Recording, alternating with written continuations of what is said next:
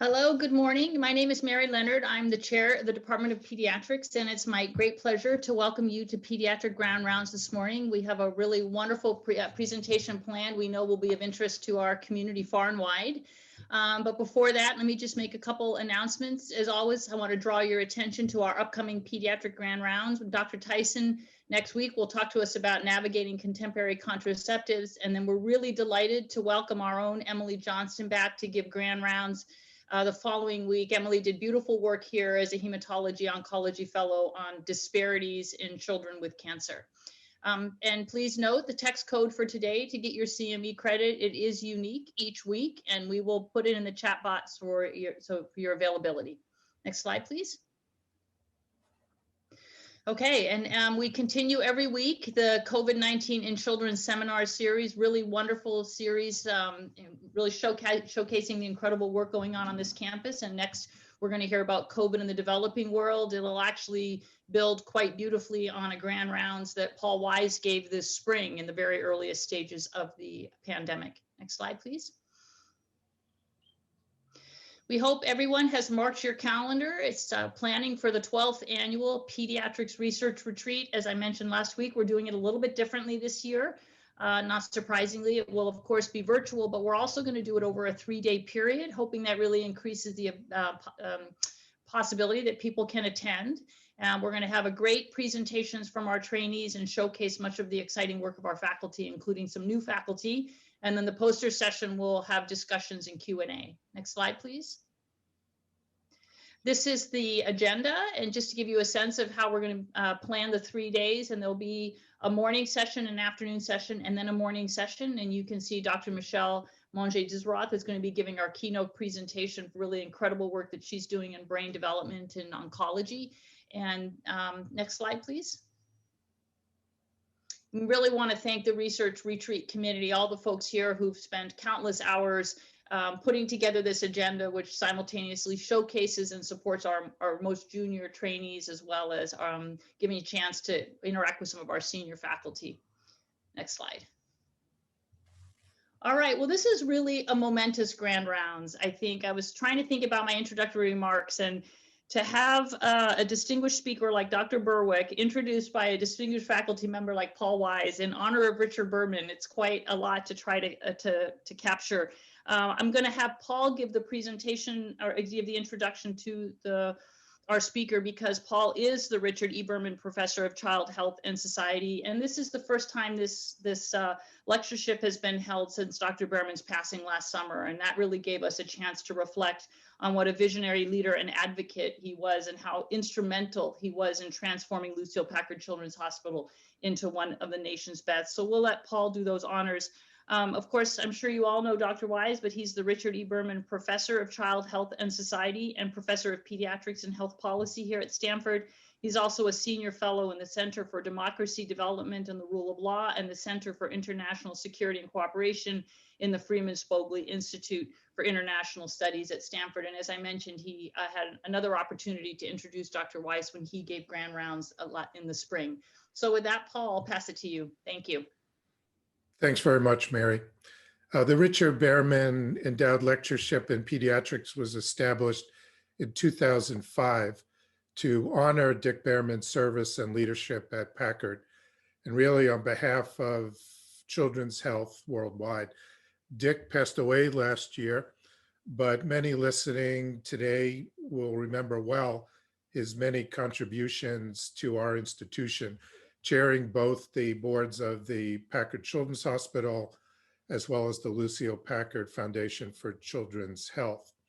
Dick was both a physician and a lawyer, and was always committed to health equity, human rights, and an intense cross-disciplinary collaboration, commitments that lay at the core of his many important contributions to pediatrics, but also to his devotion to training what came to be several generations of pediatricians and others devoted to health and well-being of children, both in the United States and around the world.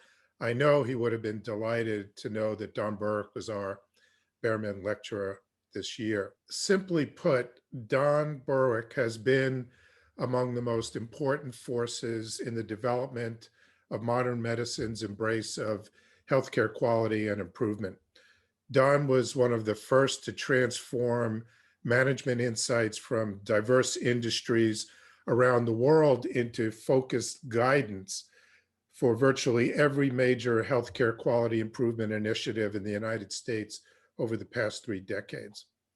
Appropriately, this record led President Obama to name Don administrator of the Centers for Medicare and Medicaid Services, CMS, among the most important administrative positions in American healthcare. Don is a fellow of the National Academy of Medicine, the American Philosophical Society, and the American Academy of Arts and Sciences. Don has won every major award associated with healthcare quality and reform. And in recognition of his contributions to the British National Health Service, Don was appointed Honorary Knight Commander of the British Empire by Her Majesty Queen Elizabeth II, the highest honor awarded by the UK to non-British subjects. Also both telling and inspirational, while Don was doing all of this, he found time and stamina to summit Mount Rainier 5 times. But what may not be obvious from his CV and long list of professional accomplishments is Don's remarkably humane but disciplined moral integrity. From the beginning, Don insisted that quality improvement speak directly to questions of equity and social justice. He has worked collaboratively with networks of neighborhood health centers, the public health and Indian health services, and global health NGOs working in some of the poorest places on earth. There is no doubt that Don possesses a fierce intellect, but what is so special is that he wields it with warmth, humility, and sincere curiosity, a combination that has made a deep and lasting impression on all those fortunate enough to have been one of his many colleagues and mentees. And I count myself among the most fortunate. It's my privilege to introduce Don Berwick as our 2021 Bearman Lecturer. Thank you, Don. Well, thank you, Paul, for that extraordinarily generous introduction. And it's deeply meaningful to me, Paul, given our longstanding friendship and colleagueship. And I look forward to many more years of that. And Dr. Leonard, thank you for letting me join you and your distinguished faculty and colleagues at Stanford. It is very meaningful to me to be able to give a talk in Dr. Bearman's name. I knew Dick for decades. First met him in the context of the General Pediatrics Academic Development Program, but many other interactions. And all I can say is he represents to me the kind of leader we need in this very troubled world today. And it's deeply meaningful to me to be able to speak in a lecture named for him. The talk that I'm going to be giving you is quite personal in a somewhat almost awkward way.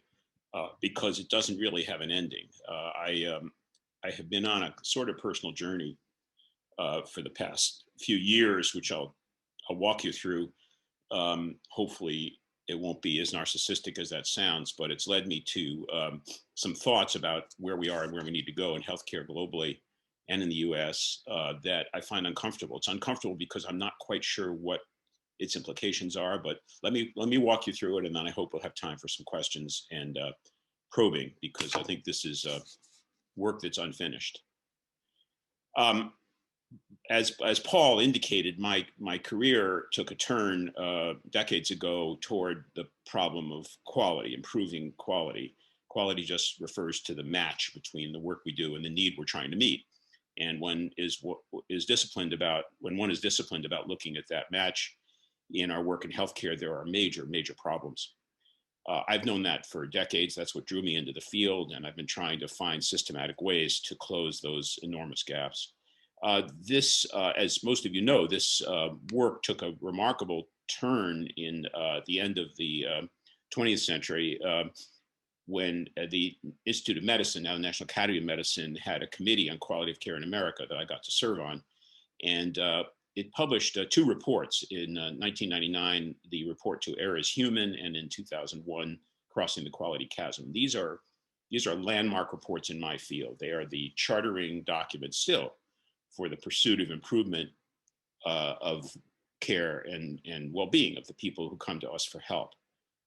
To Err is Human talked about errors in care, which were much more common than most people realized. The literature was incontrovertible, the consequences were dire, and the estimate was that there were between 44,000 and 98,000 deaths a year just in American hospitals from errors in care, avoidable errors. These are system failures. A more important report appeared 2 years later, Crossing the Quality Chasm, more important because it encompassed safety as one of the dimensions of quality, but it expanded the field of view to look at what we should mean when we use the word quality. Quality is it's a term that encompasses dimensions of goodness. And in this report, based on literature, it designated 6 areas where gaps were enormous. Safety was the first, from To Err is Human, but also effectiveness. This is alignment of care with scientific knowledge. We vary insanely, really, when you look at the care we give compared to the science that should support it. Patient-centeredness had to do with the power distribution in care and how much better it gets when patients and families and communities actually control the care that affects them. Timeliness had to do with delays, efficiency with waste, and equity, which I think nowadays would have been at the top of this list. I originally created this list of 6 aims in my chairmanship of a subcommittee of this report. In my looking back on my career, I sort of sorry now that we didn't think to put equity first, because as we'll explore in a few more minutes. But these became the guiding lights for my work and the work of a community, a global community of effort to make care better. By better, we mean safer, more effective, more patient-centered, more timely, more efficient, and more equitable. In 2006, 2 colleagues of mine, Dr. John Whittington from Peoria, Illinois, and Tom Nolan, my chief mentor for decades, an expert on improvement, and sadly died about a year ago. Nolan and Whittington came to me in 2005 or 6, saying they thought that the Quality Chasm report was inadequate. It didn't really reflect the social need that we're trying to meet. Remember, the definition of quality is the match between the work we do and the need we're trying to meet. And they said, yeah, the 6 aims for improvement had to do with people that get into care. They're people who are in the system for their checkups, for their heart attacks, for their broken arms, for their depression, for their strokes, for whatever. And yes, their care should be safe, effective, patient-centered, timely, efficient, and equitable. But they said, well, if you actually think about the social need that we're trying to meet, that also would include not getting sick in the first place. And Whittington and Nolan were, of course, familiar with the vast literature on causes of illness, injury, and disability. And they know, as we'll explore in this talk, that the causes don't lie in the healthcare system. Healthcare is a repair shop, they correctly noted. It fixes what gets broken elsewhere.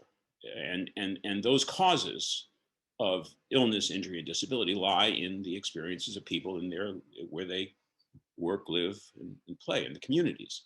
And so they posited that a more complete view of quality needed to incorporate a second aim, which is improving the health of populations. So it's improving the care of individuals, the Institute of Medicine report, and improving the health of populations. And then they said, and there's a third element of this in the world of quality that I had learned and studied, like Nolan's knee.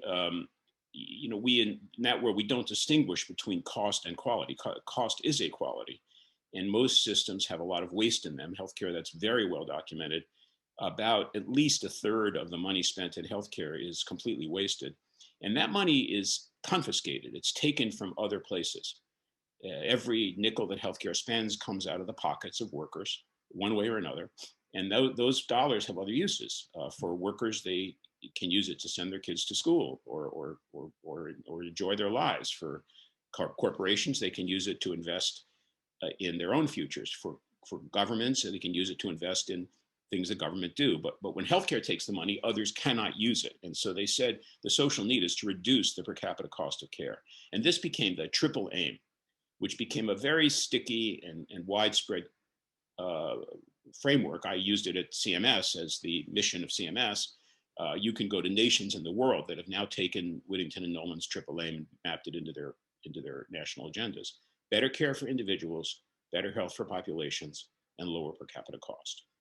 So that's the direction of travel for the work that I've done for decades, trying to achieve that through proper scientific methods in changing the systems that yield these characteristics. Just as a sidebar, I want to slip this in. I've, of course, been involved in health policy and health reform also for a while, thanks initially to President Obama and my being drawn into CMS. I've developed this framework just for your reference, as I use it as a framework to interrogate proposals for healthcare reform. I think any reform proposal should answer 4 questions. Will it move toward healthcare as a human right? That is, will it help make care universal? Second, will it improve quality? The Institute of Medicine's 6 aims: safe, effective, patient-centered, timely, efficient, equitable care. Will it improve quality for individuals? Third, will it improve population health through addressing the causes of illness, injury, and disability, which we'll call social determinants for right now? And then fourth, will it reduce per capita cost? That's I think, I may be bold, the correct interrogation of proposals for reform. Good proposals deal with all 4. Of course, it's always contextualized. The context nowadays has to do with COVID-19 and future threats, our sense of unity as a planet in dealing with these enormous threats. And then the problems of racism and inequity underlined so dramatically by the murder of George Floyd and the loss of Breonna Taylor and so on. But this has just been a reawakening of longstanding knowledge of the effects of structural racism and othering in society. Along comes COVID, and no talk today can ignore that context. I was asked by the Journal of the American Medical Association editors last spring to talk about the new normal, what's going to happen after COVID. My goodness, almost a year ago. I said I didn't know, but I could speculate about what the choices that COVID was facing us with. This 15 gene virus is pretty smart. It's forcing us to rethink a lot of stuff. These were the 6 categories of rethinking that I flagged in that essay. Rethinking speed. It's been really quite breathtaking to see how fast knowledge and change have spread around the world in response to the pandemic. You've seen the rapidity of development of vaccines, for example, but even more than that, at the clinical level, I remember a few days after the first case in Seattle, there arrived in my computer, and I'm not even in practice anymore, a memorandum prepared by intensive care doctors in Seattle who had, on their own initiative, debriefed intensive care doctors in Wuhan and produced a 3-page single-space memorandum of lessons learned in Wuhan that could be used worldwide. It got to me in Boston within hours. This pace, this tempo has been amazing. I'm on the Journal Oversight Committee for JAMA. We are turning around papers in hours that would have taken weeks or months of review. I'm on the Standing Committee on Emerging Infections and 21st Century Threats of the National Academy of Medicine. That academy usually takes 18 months to produce a consensus report. We are producing rapid expert consultations at a breathtaking speed. 1 month, 30 days after that committee was established, we had published 11 consensus reports on different issues related to COVID. We can keep it or toss it in the future. We can enjoy and build on this speed, or we can hit the brakes. I don't know what we'll do. Standardization is another issue. We have tremendous variation in practice, which is one of the defects in quality. We vary too widely from the science.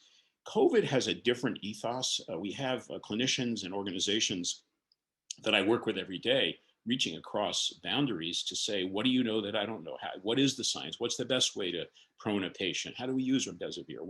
What's the correct approach to vaccination? And this search for standards is really quite a cultural shift, and we can keep it or toss it.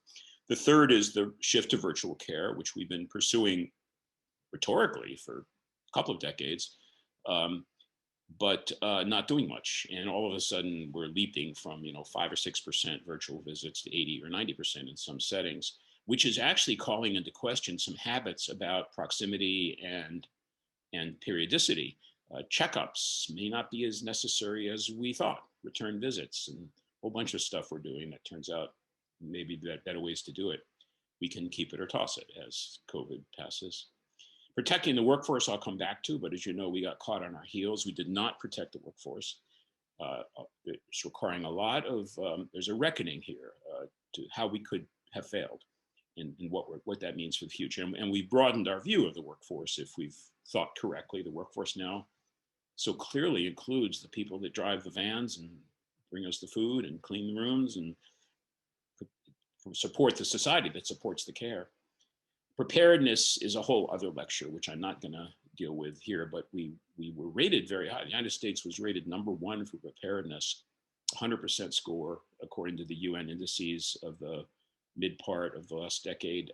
But look at what happened. We are really caught on our heels. And we have a whole bunch of reflection ahead to figure out how to be prepared truly. And then inequity, which is the topic for the remainder of my remarks. And let me dive into that. COVID is forcing us to confront inequity. I hear from what Dr. Leonard said, you're studying this a lot with your colleagues at Stanford, and I commend you for that. I want to make first a kind of editorial point. Inequity in the COVID world and in healthcare doesn't lie outside healthcare, it's inside healthcare too. I'll commend you this paper from last May. More than 800,000 healthcare workers and 1.1 million of their kids live in poverty. That is, they get paid in healthcare, but below the federal poverty line. You may know that the federal poverty line is set by comparison to other countries at an insanely low level. The way we calculate the definition of poverty in this country would be unacceptable in most other Western democracies, and yet 800,000 of our workers are paid lower than that. These researchers claim that it's about 20 million people employed in healthcare, about 10% of them get paid so little they have to rely on Medicaid for their coverage, and 1.4 million healthcare workers as of last May had no health insurance at all. So we'll talk about inequity, but we're not, it's inside as well as outside. Now I'm going to take a bit of a detour here to a colleague of mine, and I assume Paul's a rather heroic figure in the scene of public health and epidemiology, Sir Michael Marmot in London. Michael is a polymath who has been working on equity issues in health for his whole career. In 2015, he wrote this book. I don't know, Dr. Leonard, if I'm allowed to give a reading assignment in a grant rounds, but you should read this book. It's a brilliant book. What Marmot did in the health gap is take decades, if not a century of research on what makes us ill, social determinants of illness and health, and kind of sort them into an orderly framework, which I will use for this lecture, in answer to the question, what determines gaps in health and well-being. And Marmot, in his book, basically develops five categories into which he could place most of the literature, most of the research on causes of illness, injury, and disability, social determinants of health and well-being. The data behind this are enormous. His book is full of references and well pedigreed, and it's largely about international comparisons, what explains variations in health status among nations, but also within nations. We often, surf is up nowadays on talking about the social determinants of health. You'll read it in lay press as well as professional press. This is what it means. This is, as a student of Marmot and others, this is what I mean when I say social determinants of health, thanks to Michael's help. I'll mention another book that appeared last year by 2 years ago, by Sandra Galea, the Dean of the Boston University School of Public Health, called WELL, W-E-L-L. Galea's book also takes the literature and sorts it in a finer grain, but and it's worth your reading. But this is Marmot's collection, five social determinants of health. The first is early childhood, what happens to kids when they're very young. Toxic stress, adverse childhood experiences, as described by CDC and Kaiser Permanente a decade and a half ago, has enormous implications for adult health, not just child health. And we're going to look at that in a few minutes. The second, according to Marmot, are a whole bunch of characteristics of educational systems. It's basically the robustness of education, whether it is progressive economically, whether people of all means have access to great education, it is a strong determinant of well-being and health in society and longevity, nation by nation and region by region. The third category talks about is the nature of work. This includes specifically minimum wages. High wage guarantees are associated with much higher health in societies. And so are many conditions in the workplace, including, of course, workplace safety, but also categories that Marmot explores in some detail about meaning in work, the ability of workplaces to be just and fair and give workers a chance to experience meaning in the work they do. The fourth category is how societies deal with elders. It's almost a mystical finding, but it seems rather strong. Societies that invest in connectivity and social engagement for their older members, societies that avoid loneliness for elders, these tend to be nations or regions where the entire population is healthier, not just elders. And finally, community resilience. That's Marmot's fifth category, and it's actually a potpourri. It's a collection of characteristics of communities, which he largely relates to the sense of agency in communities that feel powerful to deal with their own destinies are healthier communities. The specifics of this relate to infrastructures, food security, as you would guess, housing security, recreational opportunities, environmental threats, the criminal justice system fits under this category, and 5 or 6 other characteristics of communities. And Marmot has enormous amounts of information showing how communities that are strong in these infrastructural characteristics are communities where lifespan is longer, vitality is greater, and health status is higher. Those are the 5 categories: early childhood experiences, educational systems, work, experience of elders, and community resilience. From now on, when you use the term social determinants of health, if you follow Michael Marmot as I do, this is what you need scientifically.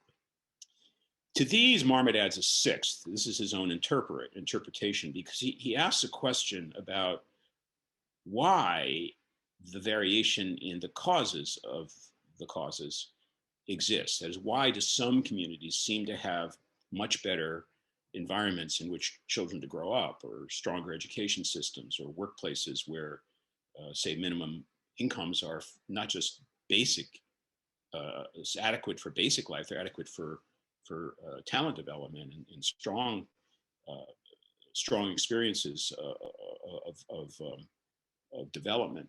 Why do some societies care for elders? Why do some societies make sure that transportation and food and housing and recreation work well? And he says because of a 6th characteristic, which he summarizes as fairness. It's actually, I think he has many words here, but the one I would use is solidarity, or some sense of mutuality. And there's very big differences between regions and countries in these social sense that we are somehow in it together, and that some level of leveling, some level of redistribution from people who are very lucky to people who are much less lucky is part of what we do around here.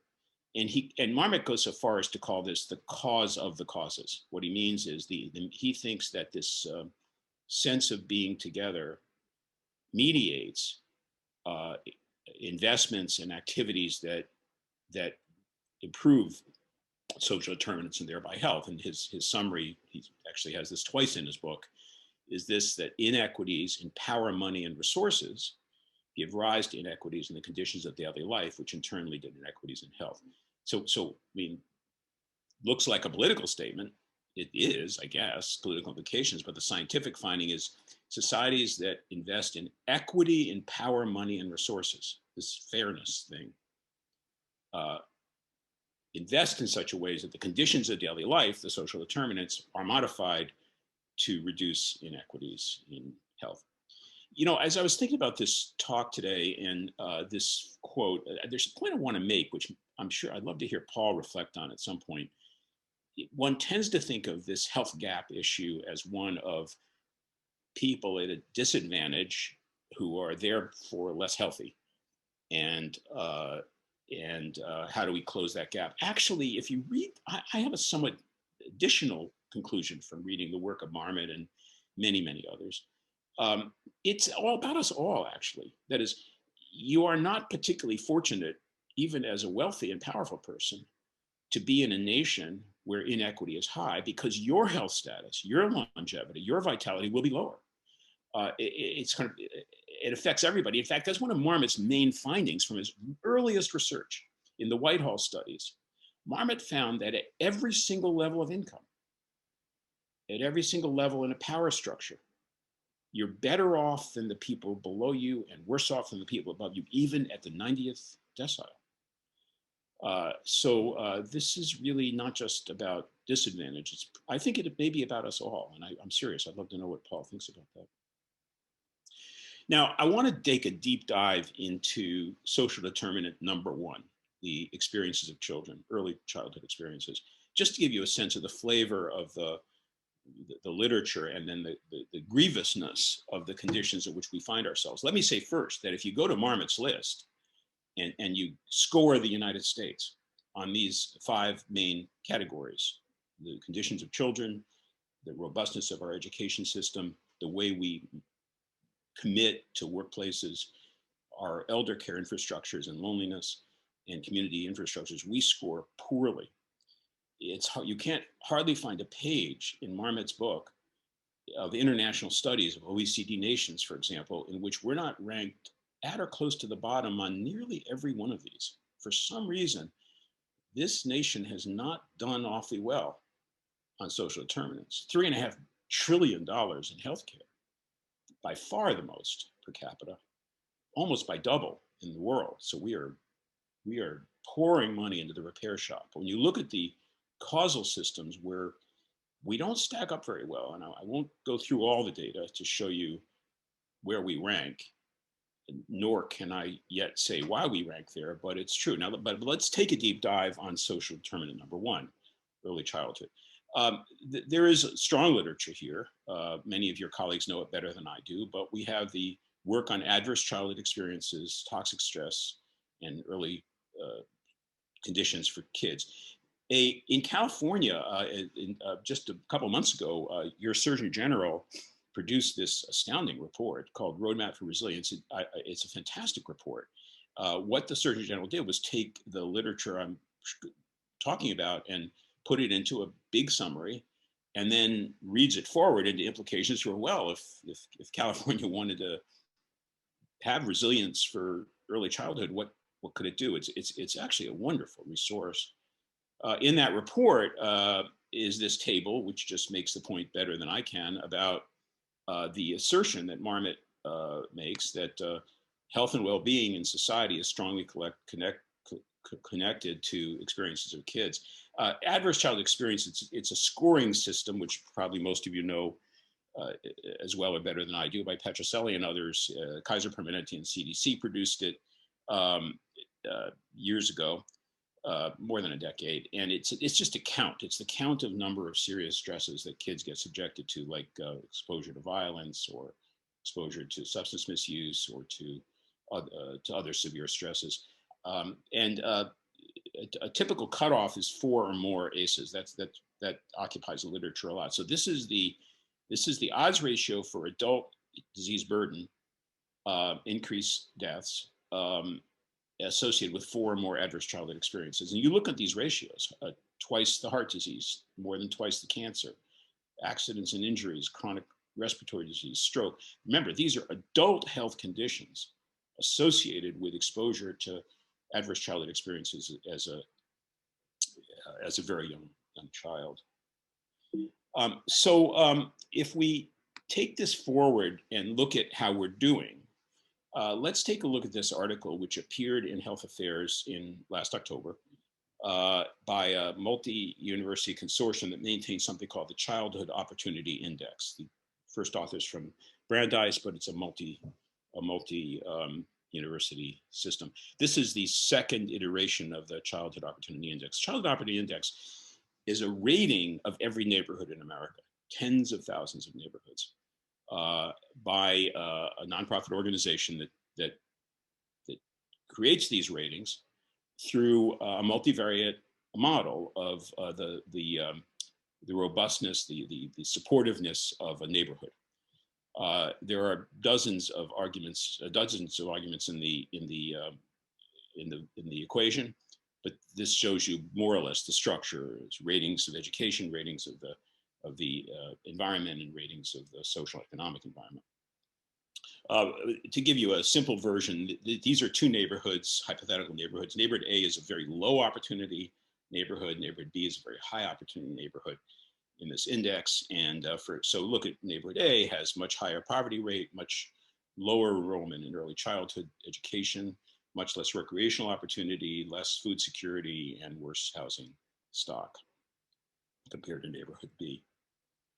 So you can rate every neighborhood in America, and this group does it. This on the left is a bar chart showing the distribution of opportunity of neighborhoods in quintiles, from very low to very high opportunity for white and Asian and Pacific Islander kids. So you see about 6% of white kids live in very low opportunity neighborhoods, whereas about nearly 40% of white kids live in very high opportunity neighborhoods.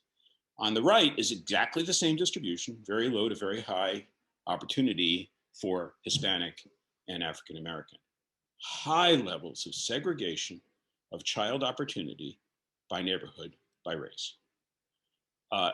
If you were to believe Michael Marmot's assertions about the relationships between early childhood and adult health, you would begin to see a causal chain taking shape. The differences are quite stark. So this is the Baltimore metropolitan area near our nation's capital, and every neighborhood is color coded here for its opportunity level, from very low light color to very high opportunity level. This is a distribution of white kids. Every dot's 20 kids where they live, largely concentrated in high opportunity neighborhoods. This is where African American kids live. This is structural racism at work. This is structure that would map redlining from the 1930s, 40s, and 50s. It would map many indices of school performance, and it maps childhood opportunity. Kids of color finding themselves in situations where, according to the causal chain Marmot lays out, you might expect lower child and adult health status. I always get a little nervous showing this slide because I'm well aware of the arguments about asset-based versus deficit-based characterization of neighborhoods and people's lives. And I well know there's forms of wealth and richness culturally, no matter where you are on this map, but this is segregation of opportunity in the United States. And of course, it plays out in health status. We know that health status is related to income, but it is independently related to race. And so we have higher infant mortality levels by far in African American, American Indian newborns, and we have, of course, the manifestations of it in the COVID pandemic. This slide shows relative death rates in COVID, adjusted and unadjusted. Unadjusted for example, the bars on the left for Black and for males and females, African American males and females. When you adjust for ethnicity and household composition and income and education level, you do away with some of that difference because economic conditions matter, but so does race. Independently adjusted for everything you can think of economically, you still have nearly double the death rates for Black males and females. It applies to other communities of color in the COVID pandemic, and this has acted as a kind of wake up for America, again, about the consequences of its history of racism. Another way to look at these disparities I'll share with you is the so-called subway map or bus map. This is the London Tube map, for example. At every station in the London Tube here, you see the life expectancy. Around Oxford Circus, there are insanely high life expectancies in the 90-year range, according to the data upon which this map was formulated. If you go east in London, about 6 or 7 miles to East London, much poorer area of London, there's Star Lane. And between Star Lane and Oxford Circus, there's a 21-year difference in life expectancy. That means when you ride that tube, you're losing 2.6 years per mile, 8.4 months per minute on the tube. New York City from Midtown Manhattan, 96th Street here, which is an area of relatively high median income, about $180,000, mostly white, high employment levels, kids not on Medicaid. Go north about 2.5 or 3 miles, I believe, to South Bronx. And at 170th Street, you have median incomes less than a third of what they were in Midtown Manhattan. Many more people of color, and more than half of the kids born into Medicaid. Again, on that subway line, that D train, you're losing life expectancy of 10 years, 2.3 years per mile. These tube maps, the subway maps, are not, they're not actually ramps. It's not like you lose that much for every mile traveled. They're more like cliffs. You reach certain areas where life expectancy drops quite suddenly. So that's the New York City experience: 6 months lost for every minute on the subway, 3 years for every mile traveled. How big is that? I decided to do a little work on this a couple of years ago. I looked at the research on statins and a breakthrough in cardiovascular care. There's a very interesting meta-analysis by Christensen and others in the British Medical Journal a few years ago, in which they looked at the statin literature and they tried to estimate the degree of certainty about the benefits of statin. And one of the findings were that statins, in the most favorable primary prevention trials, statins appear to add about a day of life for every year of treatment. 20 years of statin treatment in a primary prevention trial will add about 20 days of lifespan. This is generally regarded as a medical breakthrough. Statins are among the most commonly prescribed of all medicines for adults because they lengthen life. 20 days of lifespan increase for 20 years on a medical miracle drug. 20 days of lifespan you lose in 7 seconds on the D train from Midtown Manhattan headed to the South Bronx. You lose that in 43 feet as you ride the bus in Glasgow from the rich to the poor settings. These differences in life expectancy consequent on social determinants reflected in neighborhood characteristics they're gigantic effects. I've told you it's 10 years to the South Bronx. It's 21 years in East London. It's 16 years from the Chicago Loop to West Chicago. It's 15 years across the city of Flint, Michigan. And the effects are extraordinarily big. This is a life expectancy graph for men at age 50. Michael Marmot gave me this slide. The horizontal axis is year of birth, men born in 1920 up to men born in 1950. And then each line reflects a different level of the income distribution from the poorest 10% to the richest 10%. And look at the gain in life expectancy for wealthy people, whereas the gain in life expectancy for the poorest 10% is almost nil. For women, it's worse. Women have lost life expectancy in the bottom 10, 20, and 30% of the wealth distribution over time. Part of this reflects investment, and I will get to policy quickly here. We are regressively invested in the social determinants. It takes government to fix schools and create opportunities for young children and to assure conditions in the workplace and so on. We are redistributing wealth in America systematically between 1962 and 2018. These are the numbers. A gradual increase in effective tax rates for the bottom 50 and 40% of Americans. For the wealthiest Americans, massive decreases in effective tax rates. And then there's racism. It isn't possible to dodge it. These differences in opportunity are racially distributed independently, separately from wealth. And yes, we have a wake up in this country apparently about racism, but remember, this is 400 years of a burden and not yet addressed.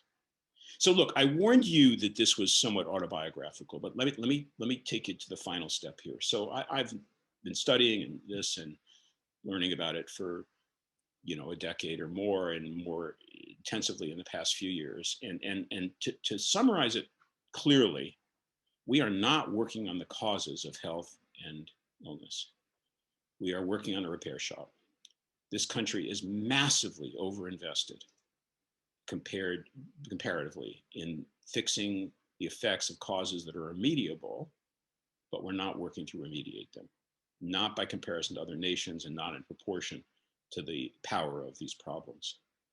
You'd think that if we were smart economically, we would, because it cannot be good for our economy to have this burden thrust on us as people.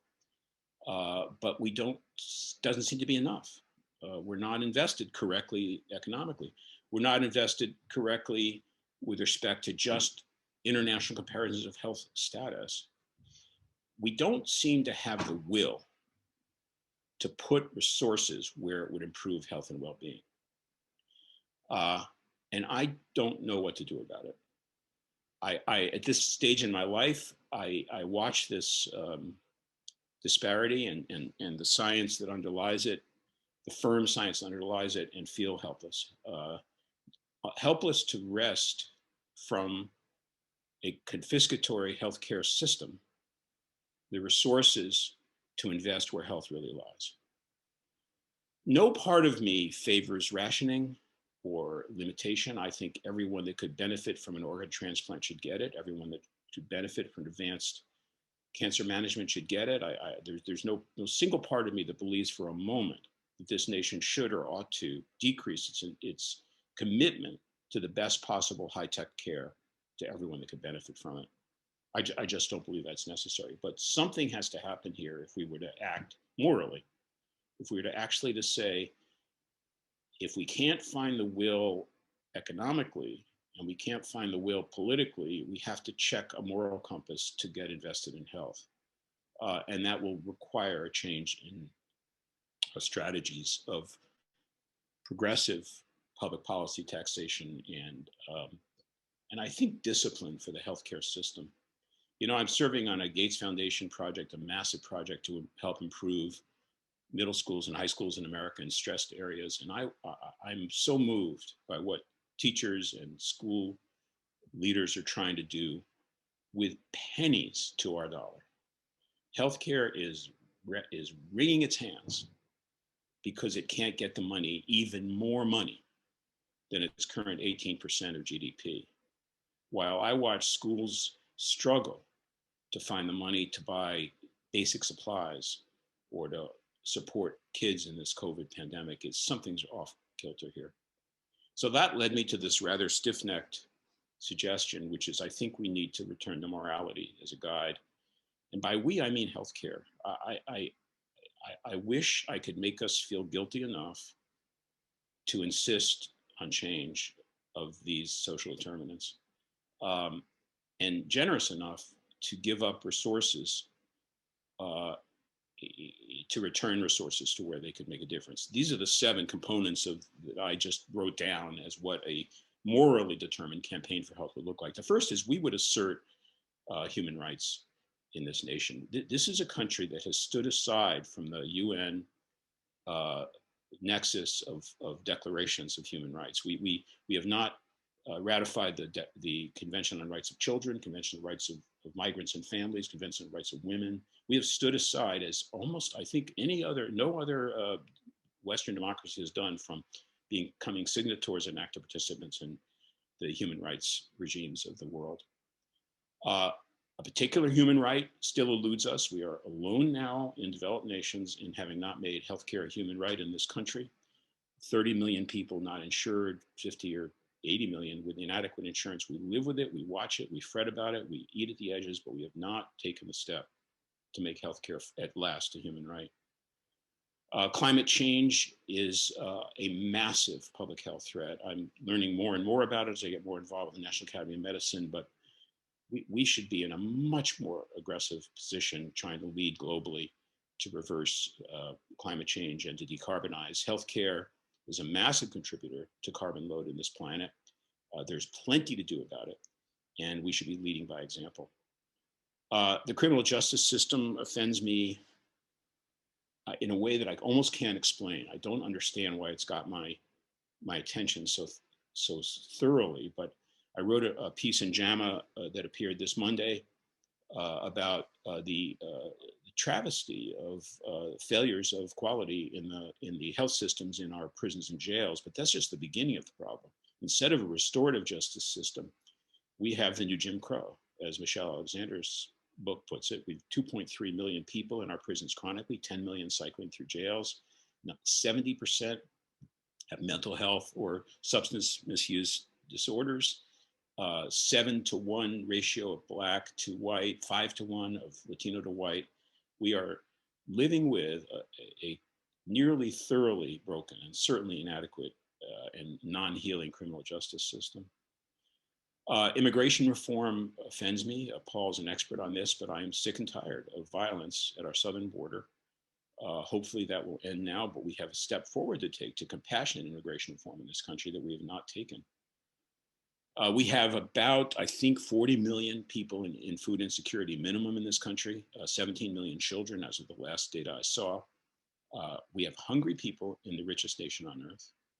Homelessness abounds. Our official count is about 600,000 chronically homeless people in America. I think that's off by a big factor as an estimate. There is no reason why this country cannot have food and housing for everyone. None economically. It's only political. It's only a matter of will. It's only a matter of moral commitment. It's only a matter of solidarity and fairness, to use Marmot's terms. And then the last has to do with infrastructures. We have seen 4 years of erosion of order, dignity, equity, scientific commitment in the agencies and institutions we use to act through government. That's got to end now. And part of that to me is maybe returning to proper democracy and voting. Due to defects in the structure of our Constitution, we have a problem in equity of representation. A voter in a rural place in America rural state in America has 70 times the voting power for president as a voter in urban America. I think maybe we should deal with that. You could make your own list, but my point is we're not working on the causes, and we should. We should economically, we should just because of political persuasion, we should because of moral imperatives, I think. And I think it needs to mean healthcare. I know that's uncomfortable. Every single person within the sound of my voice, certainly every single leader in the healthcare system knows how stressed they feel right now, how much they have to do. I'm saying we need to do more. I think the healthcare system at 18% of the economy, with a position of gravitas and trust, it needs to be a leader in pursuing the agenda of social determinants driven by a moral imperative. That's a tremendous ask. I know I ask it with hesitation. I warned you at the start that I was approaching this with questions and uncertainty. But this is where the journey's taken me. I welcome your thoughts, and I thank you for the chance to having shared my thoughts with you. Paul? Thank you so much, Don. As always, powerful, inspiring, and provides a basis for collective action. We have a few questions that have come in, and one really relates to the last 5 minutes or so of your presentation, and that is, to what extent are the structures and their results that we see in American society in some manner a choice? That these are choices being made to maintain status quo, and for some, the benefits of the status quo, and how best to address that possibility. It is a choice. We know it's a choice because other countries have made a different choice. And we haven't. I'm not a good enough political scientist or economist to be sure, but I think what's going on here is is the fact that the incumbents have the money and the power, because money is power in our political economy, and they are not suffering in the world that I described. They're doing well. Physicians make a lot of money. They wish they made more, but they make a lot. Hospitals complain about their margins, but they're very wealthy institutions, certainly compared to the schools I see. And it's really hard for incumbents to give up what they have. And in healthcare, it's worse because the incumbents are noble. Many of the people who are defending the current structures are doing so out of good hearts, proud of their work, and contributing importantly to society. Oh, there are jerks and there are thieves, but for every Martin Shkreli, there are thousands of dedicated people who just are maintaining a status quo. How we would cause a rethinking of this enough that we would say, no, this investment structure is not correct, not morally correct. I don't know. That's as far as I've been able to go with this. I will point out that the political heft of the healthcare world is big enough that should it decide to change, it could change. I'm persuaded of that. In my psychosis, I imagine that the American Hospital Association, American Medical Association, all of the great lobbyists in our world were to say we're taking a 3-year moratorium on our lobbying. We will not lobby for more for ourselves. We will lobby for schools, lobby for hunger, lobby for homelessness, lobby for climate change, for decarbonization. We'll just take something from that list and we're going to take every nickel we're spending on increasing our stuff and devote it to increasing well-being for social determinants. That would change the world. I'm not crazy enough to believe that's likely to happen, but I sure can hope for it. There have been several other questions that have related to the dynamics of the structures of healthcare delivery in the United States, and how altered moral framework could actually be expressed as different structures. For example, the potential impact of accountable care organizations or other similar kinds of developments to create greater equity, as well as the issue related to broader issues within healthcare, finding some expression in altered structures. For example, universal access systems, universal insurance systems, but also why in places with universal systems do we still see disparate outcomes? I'm afraid that part of the problem does lie in the moral framework that I'm trying to use. There's a sort of call to be our better selves in this, which I know is weak, but yes, structures do matter. It has made me a fan of global budgets for health for populations. I think if we were to begin to migrate our healthcare system so there were entities who were responsible and paid to feel responsible for the total health and well-being of the community they serve, they would shift resources to causes. That would be the smart thing to do, but you'd have to fundamentally change the economic structures so that the money flows to care of populations. Could be done, absolutely could be done. You're absolutely right. There isn't a country I visit, including the UK, which has a single payer and population-based financing where there isn't enormous inequity. The difference I notice is an opportunity to discuss it, I guess. It would be to say that it's possible in such countries to assemble groups who feel responsible for it, who say, yes, I own this and I've got to figure this out.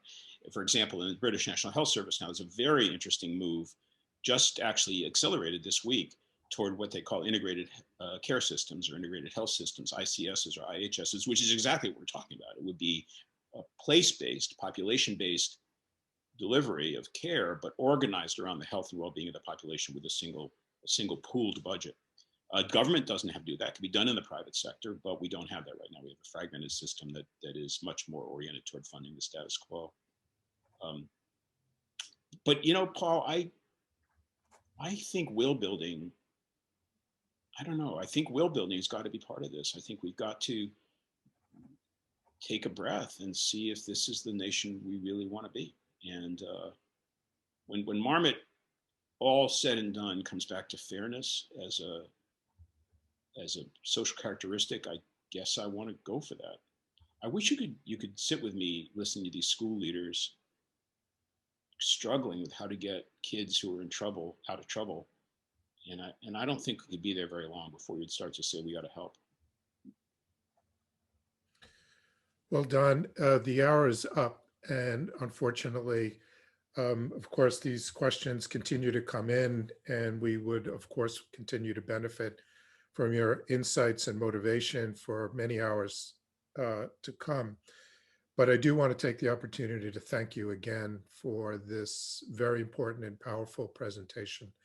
And I expect that it will ripple across the conversations and commitments to all those listening for many months to come. So thank you again for presenting a very important Bearman lecture. Thank you, Paul. It's been an honor. All right. Thank you, everybody. Have a nice day. Thank you. Thank you. The preceding program is copyrighted by the Board of Trustees of the Leland Stanford Junior University. Please visit us at med.stanford.edu.